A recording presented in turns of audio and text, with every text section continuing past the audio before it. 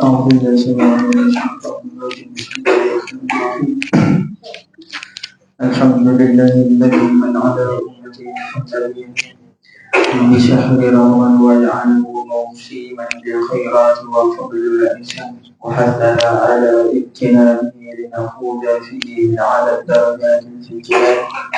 وصلى الله على سيدنا محمد خير من صار وقام وتعبد لربه في سيرة والأعداد وعلى آله أولي العنفان وأصحابه ذوي الأنام والبدعان والتابعين لهم بإحسان إلى يوم الدين. أما بعد. Assalamualaikum warahmatullahi wabarakatuh. Alhamdulillah, pertama sekali diucapkan ribuan terima kasih kepada pengurusi majlis ataupun imam ataupun pengurusi surau. Yang keduanya ribuan terima kasih juga dan yang dihormati kepada pengelola bagi majlis takarrub Ramadan dan seterusnya kepada ikhwan dan puan hadirin hadirat yang dirahmati Allah Subhanahu wa ta'ala. Alhamdulillah, syukur kepada Allah Subhanahu wa ta'ala kerana kita dipanjangkan umur dengan asbab doa yang kita telah panjangkan daripada bulan Rajab, bulan Sya'ban dan juga bulan Ramadan. Alhamdulillah, Allah pertemukan kita untuk bersama-sama untuk mengibadatkan diri kita kepada Allah Subhanahu wa ta'ala di dalam bulan Ramadan yang mulia ini. Sebagaimana yang disebutkan oleh baginda Nabi Muhammad sallallahu alaihi wasallam, "Maqama Ramadan ihsanan imanan wa ihtisaban ghufira lahu dhanbu ma taqaddam." Barang siapa yang berpuasa di bulan Ramadan ataupun yang lebih mudah digunakan perkataannya, yang barang siapa yang menghidupkan Ramadan dengan beriman kepada Allah Subhanahu wa ta'ala dan mengharapkan ganjaran pahala daripada Allah Subhanahu wa ta'ala, nescaya akan diampunkan pahalanya oleh Allah Subhanahu wa ta'ala. Nescaya akan diampunkan segala dosa-dosanya oleh Allah Subhanahu wa ta'ala, dosa yang telah lepas ataupun yang telah ada. Jadi dengan maksud yang disebutkan oleh baginda Nabi sallallahu alaihi wasallam, bermaksud dekat sini kita boleh simpulkan bahawa seseorang itu kalau beriman kepada Allah Subhanahu wa ta'ala dan dia berpuasa dengan sungguh-sungguh, menghidupkan Ramadan itu sungguh-sungguh seperti mana yang telah disyariatkan kepada baginda Nabi Muhammad sallallahu alaihi wasallam serta umatnya, nescaya seseorang itu apabila keluar diampunkan oleh Allah Subhanahu wa ta'ala segala dosa-dosa. Ada ganjaran yang diberikan oleh Allah Subhanahu wa ta'ala di dalam bulan Ramadan khusus kepada umat baginda Nabi sallallahu alaihi wasallam. Dia khas, khusus, memang tuju kepada umat Nabi Muhammad sallallahu alaihi wasallam untuk apa? Untuk seseorang itu mendekatkan diri kepada Allah dan memohon ampunan daripada Allah. Barang siapa yang tidak masuk di dalam bulan Ramadan tidak diampunkan dosanya, nescaya jauh untuk seseorang itu daripada Allah Subhanahu wa ta'ala, yang disebutkan di dalam hadis baginda Nabi sallallahu alaihi wasallam yang mana dikisahkan pada suatu hari Nabi Muhammad sallallahu alaihi wasallam menaiki mimbar dan Nabi menyebut amin pada mimbar pada tangga yang pertama. Pada tangga yang kedua Nabi menyebut amin lagi. Pada tangga yang ketiga Nabi pun menyebut amin lagi, sehingga para sahabat baginda Nabi sallallahu alaihi wasallam kehairan apa yang dilakukan oleh baginda Nabi sallallahu alaihi wasallam. Kemudian selepas selesai khutbah baginda Nabi sallallahu alaihi wasallam, para sahabat menanyakan, "Wahai ya Rasulullah, apakah perbuatan yang telah kau lakukan waktu ketika kau menaiki mimbar?"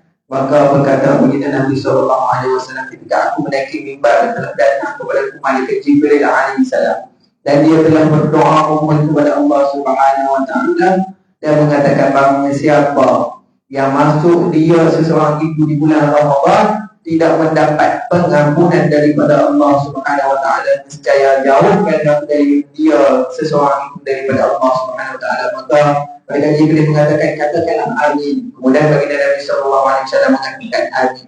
Dan yang kedua, barang siapa yang masih ada kedua ibu bapanya, tapi dengan sebab kedua ibu bapanya dia itu tidak masuk ke dalam syurga Allah Subhanahu wa ta'ala, maka jauhkanlah dia itu daripada Allah Subhanahu wa ta'ala. Kul amin, katakanlah amin. Maka baginda Nabi sallallahu alaihi wasallam mengatakan amin. Dan yang ketiga yang dikisahkan pada waktu tersebut, Malaikat Jibril berdoa, ya Rasulullah, barang siapa yang mendengar orang menyebut nama kau tapi tidak berselawat ke atas kau pada waktu tersebut, maka dia jauh daripada kau ya Allah, dan maka dia jauh daripada Allah Subhanahu wa taala. Katakanlah amin, kul amin, maka baginda Nabi sallallahu alaihi wasallam menyebut amin. Dengan tiga-tiga dengan atau asbab tersebut, maka saya kita dapat tahu barang siapa yang masuk di bulan Ramadan, saya diampunkan dosa oleh Allah Subhanahu wa taala. Ampun dosa, keseluruhan dosa itu diampunkan. Nak cakap ni masuk bulan Ramadan, beribadah pada bulan Ramadan sungguh-sungguh Allah ampunkan dosa. Dosa bukan yang hari ini saja, dosa Allah tak padam menghilangkan. Dosa-dosa sebelum pun Allah ampunkan. Tapi bersungguh-sungguh, berbeza dengan zaman sekarang, dengan media sosial zaman sekarang, dengan keadaan zaman sekarang, kita boleh tengok fitnah yang berlanjutan setiap hari, berlanjutan fitnah. Macam-macam benda yang baik dan sebagainya. Kita boleh tengok para budak sedang upload video yang mereka makan pada bulan puasa. Kita rasa hina yang manusia pada zaman sekarang. Orang Islam mungkin minta simpang daripada Allah Subhanahu wa taala, mungkin minta pertolongan daripada Allah Subhanahu wa taala supaya jangan jadikan keluarga kita, anak-anak kita, jiran-jiran kita, saudara-saudara kita jadi pertolongan tersebut. Mereka bangga berbuka puasa pada waktu tersebut, berbuka puasa pada bulan Ramadan, menghinakan Islam pada waktu tersebut. Jadi kita minta jauh daripada Allah Subhanahu wa taala. Sedangkan kebanyakan orang kafir pada zaman sekarang pula turut untuk berpuasa bersama-sama dengan orang Islam. Tapi mereka berpuasa dengan tanpa ganjaran, hanya mendapatkan kepenatan saja, hanya mendapatkan rasa lapar dan dahaga saja. Tidak diganjarkan ke atas mereka itu pahala, ganjaran pahala dan syurga.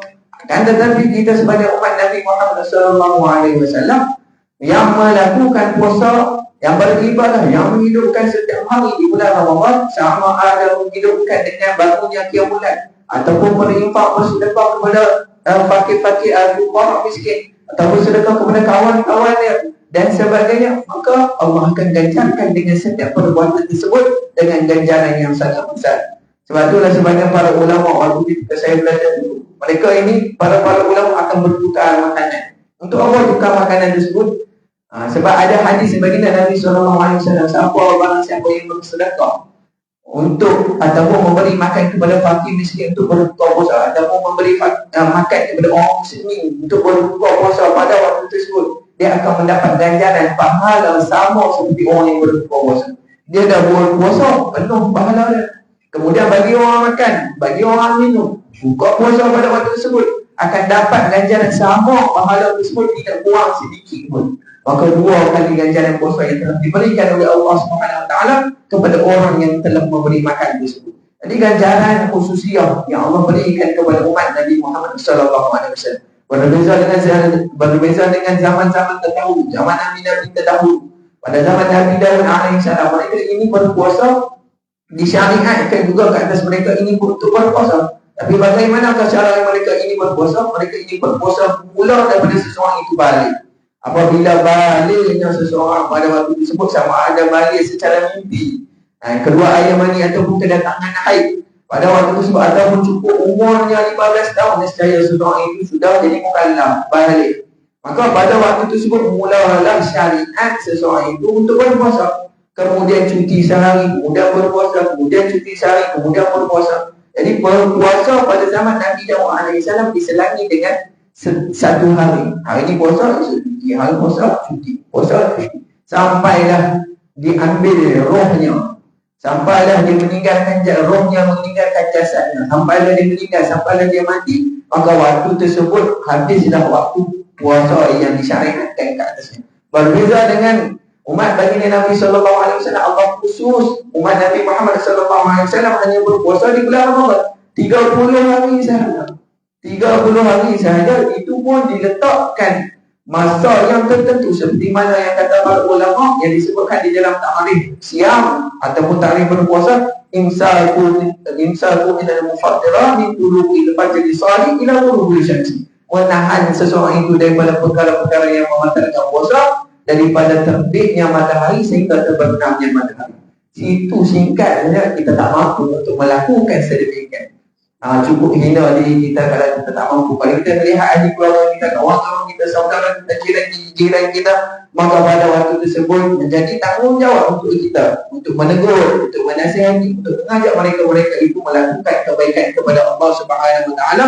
Kerana apa? Pada bulan Ramadan Allah sebut baginda Nabi sallallahu alaihi wasallam menyebut di dalam hadisnya yang bermaksud annama taqarraba ila Allah Ta'ala fi Ramadan bi faridatin adalah lahu sab'ina faridah fi ghairihi wa man taqarraba bihi bi nafilatin adalah lahu faridah yu'addiha fi ghairihi. Barang siapa yang mendekatkan diri kepada Allah Subhanahu wa taala dengan sesuatu sembahyang fardu pada bulan Ramadan sama diimbangi 70 kali ganda ganjaran yang akan Allah berikan kepada seseorang tersebut. Berbeza dengan bulan-bulan yang lain. Bulan-bulan yang lain satu solat fardu diganjarkan dengan satu kemampuan. Tapi bulan Ramadan Allah gandakan dengan 70 kali gandaan. Adapun pada barang siapa yang berpuasa di puasa sunat, melakukan puasa sunat di bulan Ramadan, nescaya akan ditambahkan, akan digandakan satu solat sunat tersebut dengan ganjaran sama seperti satu solat fardu. Darjat itu berbeza. Darjat pahala yang Allah berikan itu berbeza. Jadi Allah Subhanahu Wa Taala beri khususiyah, dikatakan sebagai bulan Ramadan ini adalah bulan ibadah khusus kepada umat Nabi Muhammad SAW untuk menghimpunkan ganjaran-ganjaran, pahala-pahala dan memohon kepada Allah Subhanahu Wa Taala untuk mendapatkan syurga Allah. Barang siapa yang menjauhi ataupun meninggalkan segala perbuatan tersebut, nescaya masuk dalam perkataan ataupun doa malaikat Jibril yang telah diaminkan oleh penghulu Nabi, iaitu baginda Nabi SAW. Nescaya doa yang mustajab. Penghulu Nabi kita mengaminkan perkataan tersebut yang didoakan oleh ketua para malaikat itu, malaikat Jibril. Takkan tak mustajab? Sesudahnya mustajab doa tersebut. Jadi kita memohon daripada awal Ramadan, daripada awal Rajab. Maksudnya Rajab itu sudah berdoa. Dan Allahumma barik lana fi Rajab wa Sya'ban wa balighna Ramadan. Alhamdulillah. Hari ini kita dah sampai bulan Ramadan yang telah kita doakan selama 3 bulan berturut, 2 bulan berturut-turut. Daripada bulan Rajab, bulan Sya'ban, kita membaca doa tersebut dan Allah rezekikan ke atas kita sampai pada bulan Ramadan. Sebelum ni kita dengar kawan-kawan kita, adik-adik kita, saudara-saudara kita ataupun orang yang lain meninggal sebelum masuknya bulan Ramadan. Cukup sedih bagi mereka kerana tidak sampai pada bulan Ramadan. Dan kemarin di kampung, di sebagian kampung di Air Kuning, ada orang meninggal. Alhamdulillah dia sempat meninggal pada bulan Ramadan. Allah ganjarkan pahala dengan apa yang dia telah lakukan. Dan pintu syurga sebagian para ulama mengatakan barang siapa yang meninggal dengan seseorang tersebut di dalam bulan Ramadan, syurga baginya. Sebab apa? Pintu syurga dibuka seluas-luasnya untuk hamba-Nya memohon keampunan kepada Allah Subhanahu Wa Taala, sedangkan pintu neraka ditutup seketat-ketatnya. Kita ni sebagai hamba yang hina, hamba yang dhaif, yang lemah dan sebagainya, takkanlah kita tak mahu, tak hendak ataupun tak mahu untuk memohon kepada Allah Subhanahu Wa Taala segala pengampunan yang akan diberikan. Jadi sebab itu para ulama mengatakan di antaranya juga cara untuk kita mendekatkan diri kepada Allah Subhanahu Wa Taala ataupun menguatkan iman seseorang itu, iaitu dengan memperbanyakkan bacaan Al-Quran. Para sahabat sentiasa berlumba-lumba untuk mengkhatamkan Al-Quran, sehingga sebagian daripada para sahabat mengkhatamkan Al-Quran pada satu hari 3 kali, 4 kali dan sebagainya. Imam Syafi'i rahimahullah ta'ala yang kita anuti, yang kita mengikut mazhabnya, mengkhatamkan Al-Quran sebulan 60 kali. Kalau kita bilang kita hidup satu hari 2 kali, adapun kita tengoklah diri kita sendiri, kita mampu sedemikian ataupun tidak. Kalau kita tak mampu, para ulama mengatakan cukup sehari kita membaca 4 muka surat, sehingga kan cukup pada setiap solat, selepas selesai daripada solat, kita membaca 4 muka surat daripada Al-Quran, dan sejaya pada hujung daripada Ramadan tersebut kita akan menghatamkan keseluruhan Al-Quran. Cukup satu kali kita. Setahun sekali pun bersyukur nikmat yang besar, sebagai para ulama mengatakan sedemikian. Barang siapa yang istiqamah membaca Al-Quran pada setiap harinya, walaupun pada bulan bukan bulan daripada bulan Ramadan, nescaya dia itu dikategorikan sebagai orang yang soleh. Kalau kita nak jadi orang yang soleh, nescaya kita kena perlu baca Al-Quran. Kerana apa? Kerana Al-Quran ini akan menguatkan iman. Iman seseorang itu dapat menguatkan dengan cara baca Al-Quran. Imam Ahmad bin Hanbal bermimpi berjumpa dengan rohnya. Pada waktu tersebut dia bertanya, wahai roh, wahai Tuhan, apakah amalan untuk kami umat baginda Nabi SAW meningkatkan dirinya kepada Tuhan ataupun menguatkan iman pada waktu tersebut? Maka rohnya Tuhan yang mengatakan, wahai Imam, wahai Ahmad, sesungguhnya seseorang yang nak mendekatkan diri kepada Allah Subhanahu Wa Taala perlulah membaca Al-Quran sebelum daripada subuh. Bangun subuh 5 minit tu baca Al-Quran sikit. Sebab itulah kalau kita lihat para ulama, para salafus salih, kita lihat manaqib atau sirah perjalanan mereka tidak pernah tinggal sehari pun daripada membaca Al-Quran sebelum fajar. Sebelum masuk subuh tu baca Al-Quran. Kalau nak buat tahajud sebelum tu, maka dipersilakan. Kalau kita mampu untuk solat tahajud, kita solat tahajud 2 rakaat. Ataupun sunat witir 2 rakaat, 3 rakaat. Kemudian solat taubat dan sebagainya.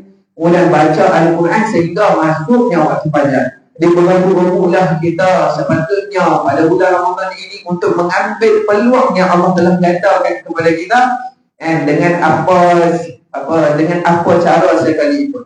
Macam itu juga dengan malam Lailatul Qadar, sebagian daripada ulama dan juga sebagian daripada guru saya iaitu Safwah Abdul Hamid Muhammad Hambali, dia selalu menceritakan barang siapa yang berkehendak kepada bulan Ramadan dan juga malam Lailatul Qadar secara yakin, maksudnya nak dapatkan malam Lailatul Qadar itu secara yakin, nescaya hidupkanlah malam-malam dia itu dengan solat sunat tarawih secara berjamaah pada setiap malam. Barang siapa yang solat sunat tarawih berjamaah setiap malam, nescaya dia akan mendapatkan sikit daripada malam Lailatul Qadar. Nak dapat malam Lailatul Qadar, solat tarawih. Setiap malam kita hadir untuk solat tarawih, nescaya kita akan mendapatkan ganjaran yang disebutkan oleh Allah Subhanahu Wa Taala, iaitu malam Lailatul Qadar. Dengan satu amalan Allah akan gandakan seperti malam 1000 bulan. Pada waktu tersebut kita akan mendapat di akhirat nanti pahala kita yang banyak, yang begitu banyak. Disebutkan oleh para ulama di dalam sebagian daripada kitab dan juga disebutkan di dalam kitab Fadilatul Amal. Para sahabat menangisi dan menangisi pada waktu tersebut, dan disebabkan oleh kerana para sahabat menangis pada waktu tersebut, Allah turunkan kelebihan ataupun malam Lailatul Qadar yang Allah lipat kali gandakan ganjaran pahala tersebut. Yang mana dikisahkan pada suatu hari baginda Nabi SAW sedang duduk dengan para sahabat, dan pada waktu ketika tersebut baginda Nabi SAW sedang tersenyum. Maka hairanlah para sahabat, ya Rasulullah, apakah penyebab kau tersenyum pada waktu itu?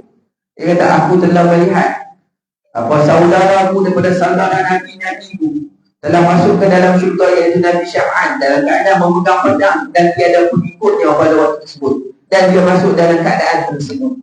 Maka apakah penyebabnya ya Rasulullah? Kata para sahabat, penyebabnya ialah dia ini adalah seorang hamba Allah yang kuat dan berjihad kepada jalan Allah. Kemudian dikisahkan pada waktu tersebut kisah Nabi Syam'an alaihi salam. Nabi Syam'an ini pada zamannya dia adalah orang yang sabar dan sangat kuat, dan orang yang gemar berjihad di jalan Allah Subhanahu Wa Taala. Tiada sehari pun dia terlepas daripada berjihad daripada jalan Allah, walaupun dia dalam keadaan sakit. Dan mukjizat yang Allah berikan kepada Nabi Syam'an iaitu kekuatan yang sangat luar biasa, yang bersangatan kuat, sehingga kan pada zaman tersebut, pada zaman kesultanan yang berada pada waktu tersebut, sultan pada waktu tersebut mengatakan, barang siapa yang mampu menangkap Nabi Syam'an alaihi salam, nescaya aku akan berikan ganjaran yang besar. Maka ramailah berpusu-pusu untuk menangkap Nabi Syam'an, tapi tak mampu, tak lu. Orang kata tak lu. Maksudnya tak mampu untuk menangkap Nabi Syam'an. Kalau ditebas dengan pedang, nescaya pedang itu patah. Kalau dicucuk dengan tombak, nescaya tombak itu bengkok. Maka nak katakan kekuatan Nabi Syam'an itu terlampau kuat. Itu adalah mukjizat yang dikhususkan oleh Allah kepada Nabi Syam'an. Pada waktu tersebut, maka berbusu-busu orang untuk menangkap Nabi Syam'an, sehingga isterinya pun nak mendapatkan ganjaran tersebut dan ingin menangkap Nabi Syam'an. Maka pada waktu tersebut, cubalah pada setiap malam. Pada malam pertama, isterinya mengikat Nabi Syam'an alaihi salam waktu ketika tidurnya dengan besi ataupun dengan rantai besi yang kuat, yang tidak mampu dibengkokkan ataupun diputuskan dengan kudrat manusia biasa. Maka diikat dengan pada kaki, pada tangan, kedua tangannya, pada 4 penjuru kaki dan tangan. Kemudian bangunlah Nabi Syam'an pada kebiasaannya pada pukul 3:30 pagi, kerana dia adalah seorang adil yang sentiasa melakukan bertahajud kepada Allah Subhanahu Wa Taala dan sentiasa membangunkan malam, menghidupkan malam-malamnya. Maka bangunlah dia pada waktu malam tersebut. Kemudian apabila dia nak bangun, dia tersentak, maksudnya dia terasa ada benda yang mengikatnya. Kemudian dia bertanya kepada isterinya, wahai isteriku, siapakah yang melakukan sedemikian ke atas diriku? Kemudian berkata dari isterinya, ya suamiku, wahai suamiku, perkara tersebut yang dibuat ini adalah aku yang melakukan. Kenapa kau melakukan perkara ini? Kerana aku ingin menguji kekuatan engkau. Maka dengan rentapan yang pertama, maka terputuslah tali ataupun rantai-rantai tersebut. Kemudian berlangsung malam yang kedua, perkara yang sama berlaku. Ditukar daripada rantai kepada benda yang lain, mungkin dengan tali kapal dan sebagainya. Wallahu a'lam pada waktu tersebut. Bila ditukar pada waktu tersebut, perkara yang sama berlaku. Nabi Syam'an bertanya kepada isterinya, wahai isteriku, siapakah yang melakukan sedemikian? Kemudian berkatalah isterinya, yang melakukan sedemikian adalah aku, kerana aku ingin menguji kekuatan engkau. Kemudian rentaklah yang kali kedua pada waktu tersebut, putuslah tali-tali tersebut. Kemudian pada waktu malam tersebut, isterinya bertanyakan kepada Nabi Syam'an, wahai suamiku, adakah kau tidak memiliki kelemahan? Maka isterinya berkata, ya, aku ada kelemahan. Kelemahan itu adalah rambut. Rambut Nabi Syam'an ini sebagian daripada ulama disebutkan di dalam kitab tafsir. Mereka mengatakan rambut Nabi Syam'an berlebih daripada kaki. Ada setengah sebagian daripada kita mengatakan sampai ke punggung. Jadi sampai ke belakang. Jadi panjanglah rambut Nabi Syam'an ini. Jadi kemudian dia mengatakan kelemahan aku adalah rambut aku sendiri.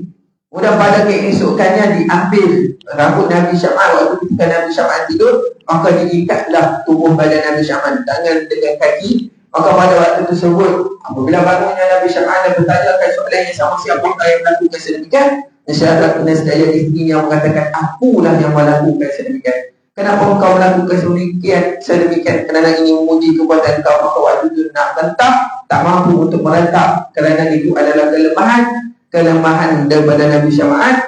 Maka dibawalah Nabi Syam'an ke istana pada waktu tersebut, kepada raja yang zalim, sultan yang zalim. Kemudian diikatlah Nabi Syam'an di satu tiang yang ada pada istana tersebut. Diseksa Nabi Syam'an, dicabut matanya, dipotong lidahnya, dipotong hidungnya, dipotong telinganya, diseksa dengan begitu seksaan yang dahsyat. Maka turunlah malaikat Jibril alaihi salam pada waktu tersebut dan mengatakan, aku membawa perintah daripada Allah, daripada Tuhan engkau. Sekarang ini engkau minta apa yang kau inginkan. Dan saya pada waktu tersebut Nabi Syam'an berkata, ya Allah, aku tidak apa lagi yang aku nak minta. Sekarang aku nak kekuatan, kembalikan kekuatan yang telah kau berikan ke atasku. Dan saya aku akan berkhidmat ke atas engkau, berjihad di jalan engkau selama 1000 bulan. Pada waktu tersebut menetaplah Nabi Syam'an. Maka gugurlah, jatuhlah, runtuhlah istana tersebut. Dan sekali isteri-isteri Nabi Syam'an pun meninggal pada waktu tersebut di dalam runtuhan pada waktu itu. Kemudian berjihadlah Nabi Syam'an selama 1000 tahun. Selepas daripada itu kembali kepada para sahabat menangis selepas daripada mendengar kisah Nabi Syam'an. Lepas dia mendengar kisah Nabi Syam'an, sahabat menangis. Kemudian dalam baginda Nabi SAW bertanya kepada para sahabat, apa yang menyebabkan kamu menangis? Kami menangis kerana menilik kepada umur kami. Umur kami sebagai daripada umur kami, orang tua kami, ibu-ibu ayah kami, keturunan kami ini, mereka ini mati pada keadaan umur mereka masih muda. 60 tahun dah meninggal, 70 tahun dah meninggal. Adapun macam mana ataupun bagaimana kami untuk mendapatkan pahala ganjaran 1000 bulan. Kalaulah Allah panjangkan umur kami pada waktu tersebut, ataupun pada waktu sekarang ini, nescaya kami pun akan menjadi golongan-golongan yang akan berjihad di jalan Allah, yang membenarkan apa yang dibawa oleh kau ya Rasulullah sehingga habis. Maksudnya sehingga Islam ini tersebar ke seluruh dunia. Pada waktu tersebut turunlah Allah ganjarkan kepada umat Nabi Muhammad SAW malam Lailatul Qadar. Tapi malam Lailatul Qadar tak ditentukan harinya. Jadi para ulama mengatakan kalau tak ditentukan harinya, maka perlulah kita bersungguh-sungguh daripada awal bulan Ramadan sehingga akhir bulan Ramadan. Untuk apa? Untuk mendapatkan sikit cebisan-cebisan daripada malam Lailatul Qadar. Kalau ada seseorang itu minal awliya, minal salihin, orang yang soleh, nescaya dia tidak akan pernah menghasilkan sedikit pun daripada waktunya untuk mendapatkan malam Lailatul Qadar itu. Para sahabat menangisi kerana mereka kita dapat merasai malam Lailatul Qadar itu. Kita dapat peluang untuk menghidupkan malam-malam tersebut di bulan Ramadan yang dimudahkan oleh Allah Subhanahu Wa Taala. Jadi tuan-tuan puan, kita perlulah bersyukur dengan apa yang Allah berikan, yang Allah ganjarkan kepada kita dengan sebetul-betulnya. Kerana bulan ini bulan maghfirah, yang memang akan apabila seseorang itu masuk bulan Ramadan, keluar dari saya Allah akan ampunkan dosanya. Melainkan orang-orang yang lalai, yang nafsunya dikacau daripada ataupun dilatih sebelum masuknya bulan Ramadan. Dan sebagian daripada riwayat yang lain yang disebutkan di dalam sebahagian hadis yang mengatakan bulan Ramadan ini pintu syurga ni akan dibuka seluas-luasnya. Untuk apa? Untuk hamba-Nya memohon keampunan. Dan sebagian lagi mengatakan Ramadan ila Ramadan wa Jum'ah ila Jum'ah wa salat ila salam maghfiratu lima bainahunna idza istanabat kabair. Ramadan daripada satu Ramadan ke satu Ramadan yang lain akan diampunkan dosa oleh Allah Subhanahu Wa Taala. Dan pada hari Jumaat kepada hari Jumaat pun juga akan diampunkan dosa oleh Allah Subhanahu Wa Taala. Dan daripada satu solat kepada satu solat yang lain akan diampunkan dosa oleh Allah Subhanahu Wa Taala. Macam mana kita solat hari ini daripada maghrib tunggu sampai kepada isyak, maka pada waktu tersebut Allah akan ampun dosa-dosa kita, melainkan bagi orang-orang yang melakukan dosa-dosa yang besar. Maka itu perlu kepada taubat dan suam. Jadi alhamdulillah, syukurillah kerana Allah berikan kesihatan dan umur yang panjang untuk kita, dan kita mintalah supaya Allah panjangkan lagi umur kita untuk kita menghadapi Ramadan yang akan datang. Jadi pada Ramadan ini kita bersungguh-sungguh, sehingga kan kita mengatakan pada diri kita, kalaulah matinya aku pada Ramadan ini, maka selesailah tanggungjawab aku. Maksudnya kita bersungguh-sungguh melakukan Ramadan seumpama kita akan mati pada bulan Ramadan ini, supaya kita mendapatkan keampunan daripada Allah Subhanahu Wa Taala untuk kita bertemunya di satu masa nanti, di akhirat nanti. Dan sampai situ saja. Wabillahi taufiq wal hidayah. Wassalamualaikum warahmatullahi wabarakatuh. Segala kebaikan itu daripada Allah Subhanahu Wa Taala, dan segala kesilapan itu, kelemahan itu daripada diri saya sendiri. Wallahu a'lam. Assalamualaikum. Kedua, Bismillahirrahmanirrahim. Alhamdulillahirabbil alamin. Wassalatu wassalamu ala asyrofil anbiya'i wal mursalin wa ala alihi washabbihi ajma'in.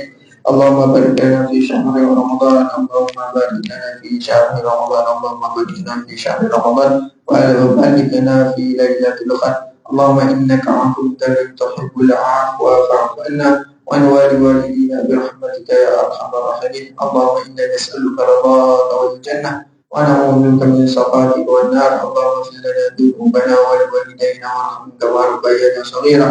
جميع ولأستاذنا ولمشايخنا ولأستاذنا ولأحبابنا وللمسلمين والمسلمات والمؤمنين والمؤمنات الأحياء والأموات برحمتك يا أرحم الراحمين.